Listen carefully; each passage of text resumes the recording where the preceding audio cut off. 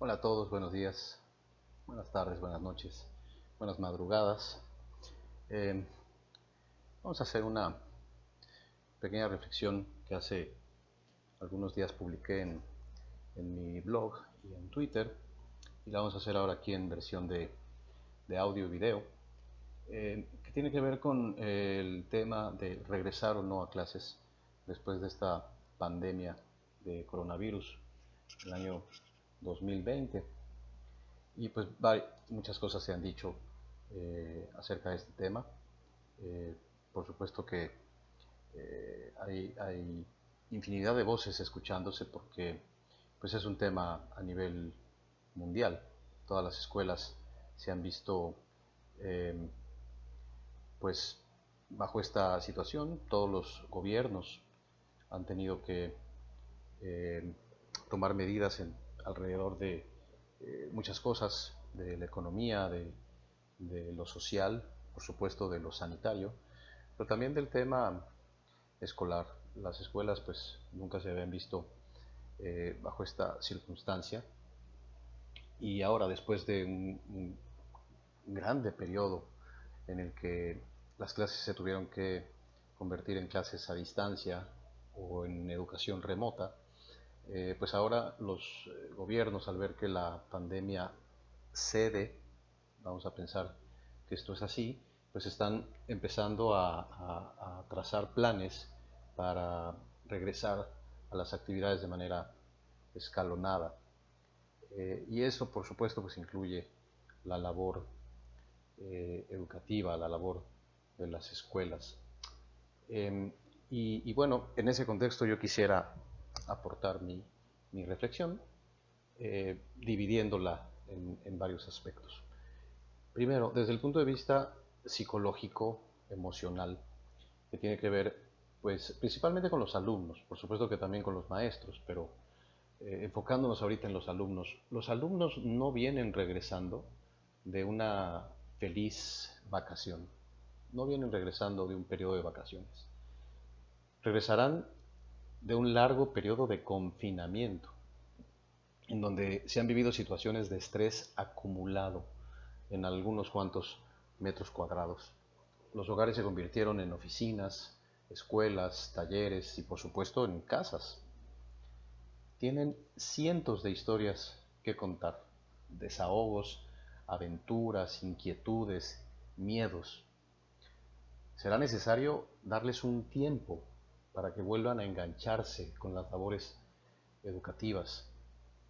Para ellos ahora es más importante contar su experiencia y conocer otras, las de sus compañeros, desahogarse, convivir. Eso hoy para ellos va a ser mucho más importante que integrarse a una actividad académica. Imagínate a un profesor tratando de dar clases delante de un grupo de niños que lo único que quieren es estar contando cómo vivieron esta experiencia, desahogándose, riéndose, platicando, conviviendo, y el profe o la maestra tratando, ¿no? Tratando de meter por ahí las matemáticas o la historia, ¿no? Después, por supuesto, está un tema que es social. Son muchos los padres que están ansiosos de incorporarse a sus trabajos, pues su economía está sufriendo los estragos de esta situación. Y cómo decirles que no, con esa angustia, ¿no? Con ese miedo que ha provocado en lo económico, la pérdida de trabajo. Para hacerlo, para que los papás puedan volver a incorporarse a sus labores, algunos necesitarán que sus hijos vayan al colegio, pues no pueden estar solos en sus casas por distintas circunstancias. Entonces, si una parte de estos semáforos o de estas etapas que se plantean dice que tú ya puedes volver a tu trabajo, pero al mismo tiempo la escuela no, porque no tienes entonces dónde dejar a tu hijo, eso genera todavía más estrés, ¿no?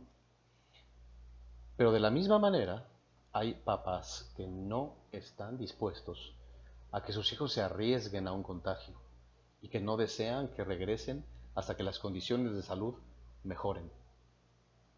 ¿Qué harán las familias? ¿Qué harán las escuelas ante estas dos posturas? Se han escuchado ya propuestas de qué es lo que deberían de hacer los colegios, pero ante esas propuestas pues surgen más reflexiones. Una de las reflexiones que se abren es la que he llamado la infraestructura. No todas las escuelas tienen una gran infraestructura. Las escuelas en el país, las escuelas a nivel internacional, a nivel mundial, pues hay muchas categorías distintas de escuelas con pocos recursos, con buenos recursos o con escasos o nulos recursos. Hemos escuchado propuestas de que los alumnos regresen al colegio teniendo todas las precauciones de higiene y poder cuidar la salud. Por ejemplo, menos niños en los salones, distribuyéndolos o en otras áreas, en otro salón, en el patio, haciendo actividades escalonadas, o también trayéndolos en horarios escalonados. Una parte del grupo a una hora, otra parte del grupo a otra hora. Entonces vamos a ver a las autoridades del colegio metiendo y sacando niños durante toda la mañana, ¿no? Y para eso hace falta a lo mejor más plantilla docente. He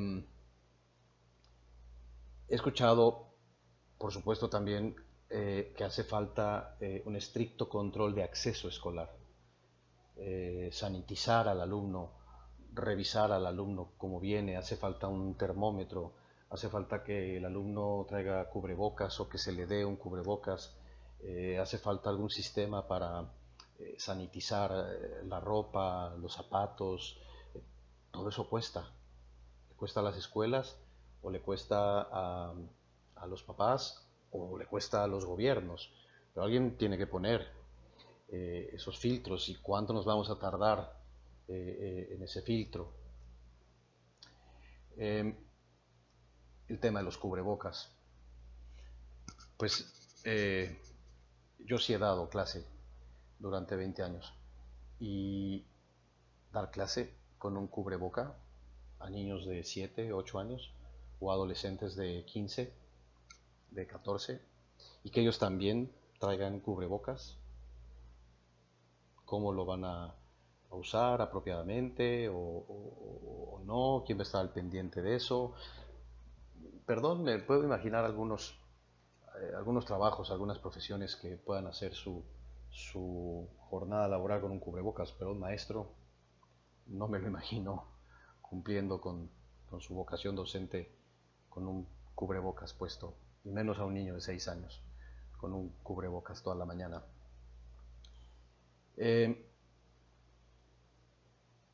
Al final es difícil todo este tema de la infraestructura, los costos, los espacios, las personas y al menos en el caso de mi país, de México, hacer todo eso por un mes, por 4 semanas, por 5 semanas, todo ese esfuerzo, toda esa organización para llevarla a cabo 5 semanas. No se ve, no se ve muy claro. Después está el aspecto socioemocional. Los alumnos no asisten a la escuela nada más a aprender conceptos o desarrollar temas. Eso de alguna manera lo hemos tratado de suplir con la educación a distancia de emergencia, conceptos, temas, interrelación, trabajo colaborativo, lectura, análisis, vaya, todo eso. Pero las escuelas son más que eso. Por eso extrañamos la escuela. Por eso la escuela no puede ser nada más los dispositivos y las bases de datos, las grandes librerías y bibliotecas digitales.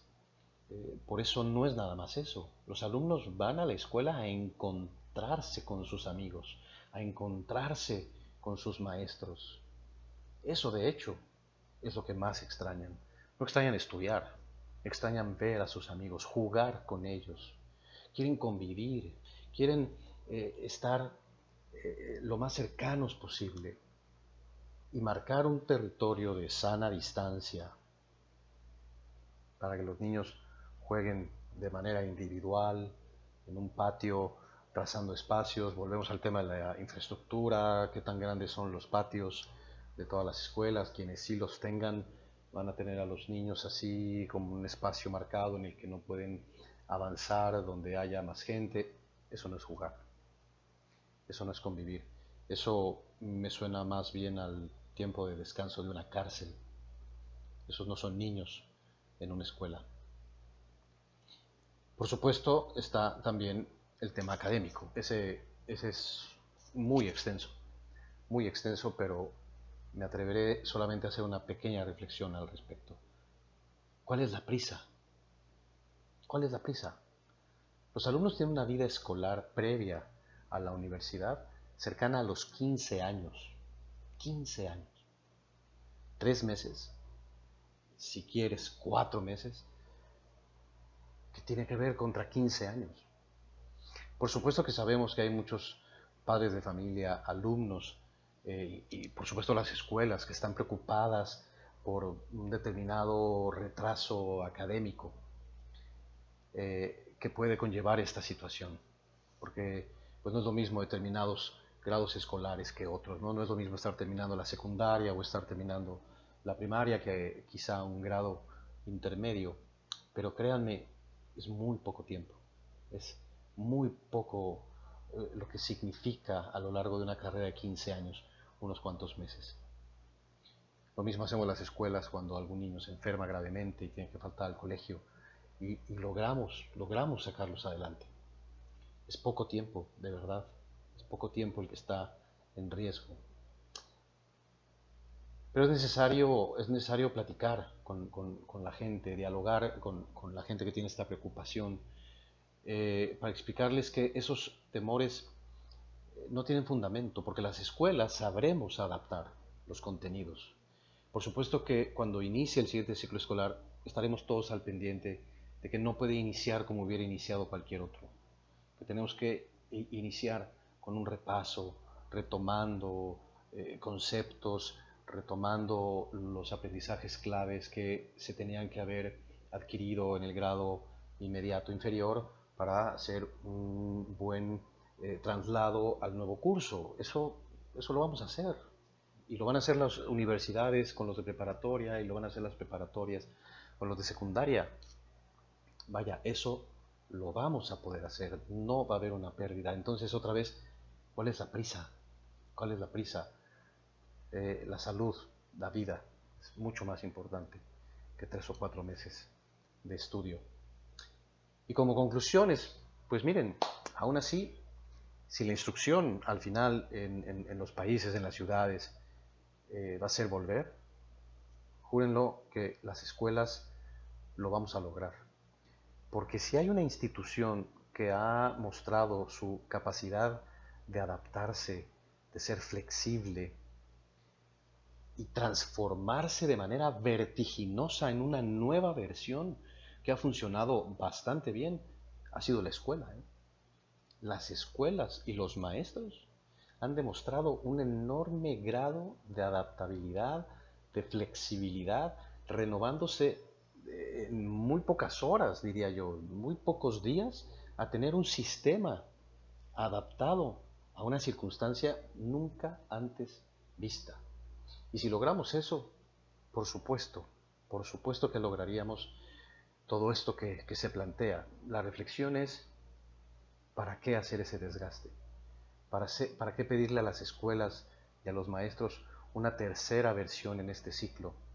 Una versión de regreso escalonado. Ya tuvimos la versión normal o presencial, luego tuvimos la educación remota de emergencia y ahora vamos a tener una tercera versión de regreso a las carreras, de querer terminar en 4 o 5 semanas con algo, con alto estrés, con riesgos, adaptando todos. Bueno, si es así lo haríamos, lo haríamos, seguro que sí, pero sinceramente creo que hay mejores alternativas.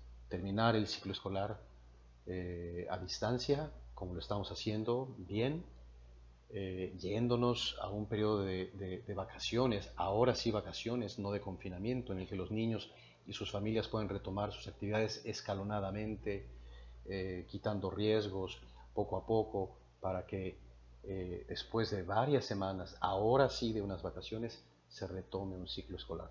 También con medidas, también con precauciones, evitando riesgos, pero con un periodo de preparación mucho más grande y con un riesgo mayor, con un riesgo menor de contagios. Termino diciendo que sin duda los médicos, los hemos visto a todos los médicos alrededor del mundo, llevar a cabo su vocación en un periodo de emergencia tan grande que merecen el aplauso y sin duda son héroes. También todos aquellos que no se pueden confinar, todos aquellos que no tuvieron la oportunidad de quedarse en casa y que salen y que sufren y que se la rifan arriesgándose a ellos y a sus familias, porque a ellos sí no les queda de otros. Y si no los tuviéramos a ellos, no hubiéramos tenido las cosas más básicas en nuestras casas, los que sí pudimos confinarnos: agua, luz, las cosas más básicas para poder comer, para poder ir al supermercado y llenar las despensas. Un aplauso también para toda esa gente que hizo todo eso a lo largo de estas semanas en el mundo. Pero que no se nos olviden los maestros, porque los maestros también son unos héroes, porque los maestros también supieron adaptar toda su casa y toda su vida, a hacer su vocación a distancia, alejándose de sus niños. Vaya, podríamos hacer todo un episodio de eso y quizá lo hagamos, pero termino la reflexión diciendo: ellos también, los maestros también, se merecen un enorme aplauso, son los héroes también de esta gran pandemia del año 2020, porque han seguido adelante, porque han utilizado los medios que hoy tenemos y de los que hoy sí disponemos para reinventarse, renovarse y seguir llevando la formación a sus alumnos. Un aplauso para todos ellos. Y regresar a clases, ¿cuál es la prisa? Podemos esperar y no pasa nada. Gracias.